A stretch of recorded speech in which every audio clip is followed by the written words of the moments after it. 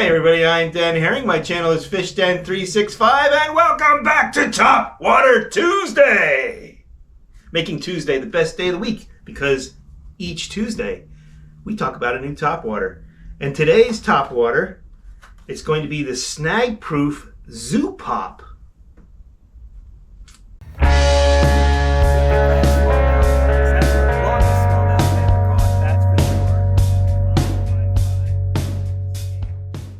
So the Zoo Pop is not your average popper. It looks like a popper at first glance, but when you look at it a second time, you realize that this is a little different. It's meant to be fished in real heavy weeds. It's got the hooks that a frog would have, strong hooks that aren't going to bend out. They're good and sharp right out of the package. Just check them with my thumb.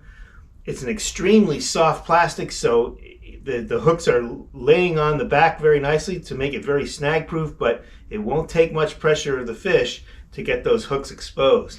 And on top of it, they have a feather tail. There's no hook on this tail because it's meant to be fished in the slop, but there is a feather tail, and it's actually on a little swivel that turns, so it'll stay in position the way it should.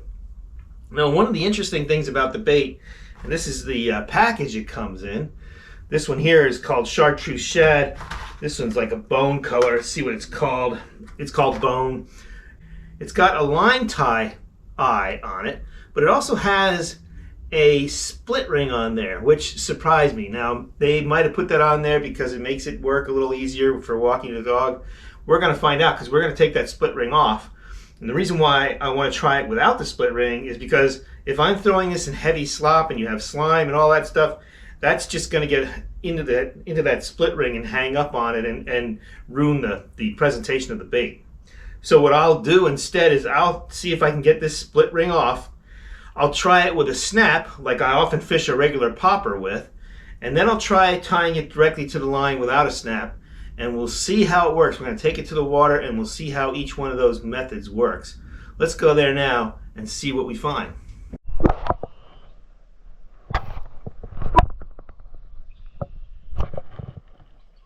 Alright, we got this pop on a snap, ready to go. Let's see how it lays in the water first.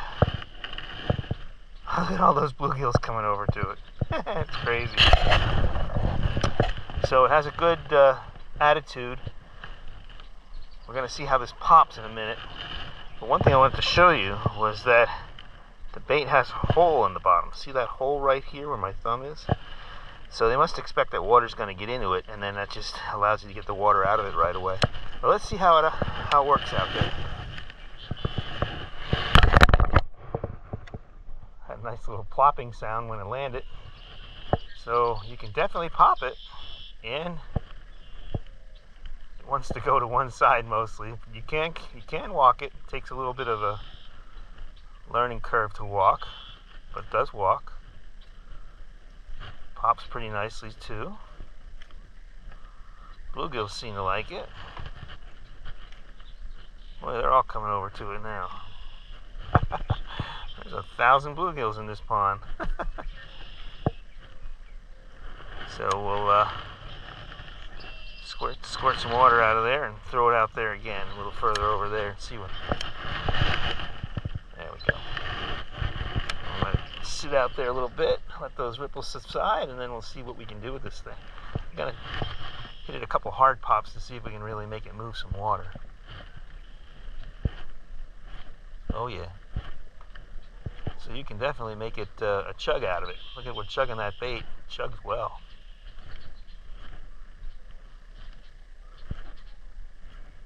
There's actually one behind it.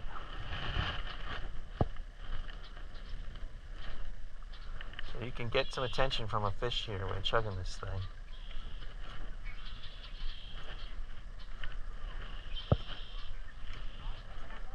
I like that. You can also subtly walk the bait.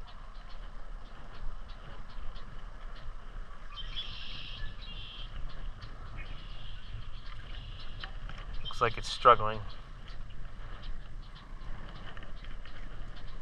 Alright, so you saw that. We're going to cut that snap off now. tie the bait and see how it works when it's just tied directly, because if I'm fishing this in heavy slop or pads, I don't think I want that snap on there because it's just going to collect the junk.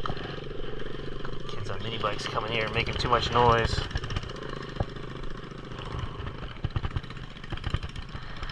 Pull the snap off. Cut the snap. But that's okay. In the pads, I don't need it to walk. I'd rather make bloops than walk anyway. Alright, let's get this thing tied up on here with our Palomar knot.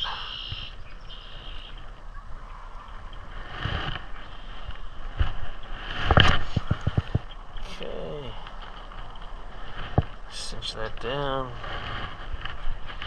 Make it good and tight so we don't lose the bait. Now, normally if I was fishing in heavy slop I'd be using braid, but right now I've got mono on this outfit just to test this lure out. Okay, let's put this back in the pocket here and let's see how it works. This is interesting.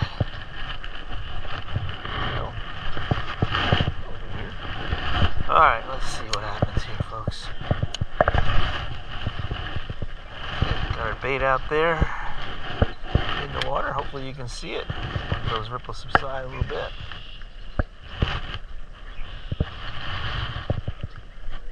And you certainly bloop it, maybe even better than before without that snap on there. Bloops nicely. And that mylar feather tail is nice too. And you can walk it too. Look at that. It walks just as easy as with the snap. Maybe a little easier. It's nice. I like this. Very nice. No need for a split ring or a snap. Very nice indeed. And this is going to catch me fish. No question about it. Even the bluegills want it.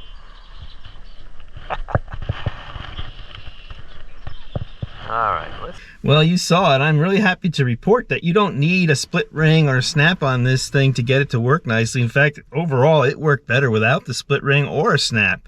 I was able to walk the dog easier without those things and make it look like it's hurt and give a natural presentation. So I'm excited about this bait. This is the Zoo Pop from Snag Proof, and it's extremely soft.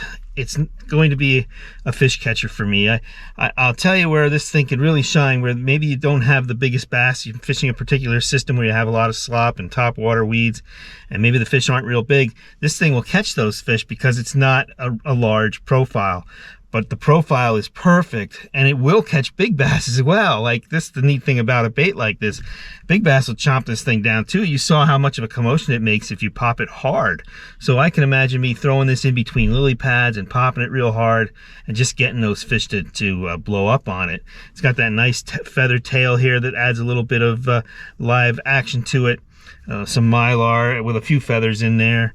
It just adds to the bait. This bone color is nice. I got another one that has more of a chartreuse color to it, but and I like the eyes in it, are real natural. It's got that nice red mouth. Very, very soft bait. It's heavy enough to cast. I've checked that out before I got back to the car. You can cast it a long way. I think you'll cast fine even on 50-pound braid, which is what I'm going to use with it if I'm fishing slop. And I'm looking forward to it. The profile is such where it's slender, and I like slender baits when fishing, especially pads, milfoil too, and those kind of things. But when there's pads, I like to have the bait between the pads and the leaves of the pads. And this thing, because it's slender, will fit in between those leaves better and be in the water more and allow you to catch more fish that way. And it could also be good around stumps and wood and that kind of thing. So I'm looking forward to fishing the Zoo Pop from Snag Proof. I think they got one here it's going to be a winner. We'll find out, because when that water warms up and we get more into the summer months and we get a lot of that emergent vegetation that's out there, I'll be trying it and you'll be seeing me throw it then. Well, that's it for this Topwater Tuesday. I hope you enjoyed it. I hope you got something out of it. If you've already have experience with this bait, if you've fished this bait before and you've had success, or you haven't had success, would love to hear your story. So comment below and let me know. It helps me and it helps everybody else on the channel as well. So appreciate your information and your input on those comments. And as always, I appreciate you watching the channel. Thanks for everybody. I really enjoy doing the videos and enjoy having the community that we've built up here. So that's it. Be safe out there. Hope to see you on the water. And as always, may God bless your fishing endeavors.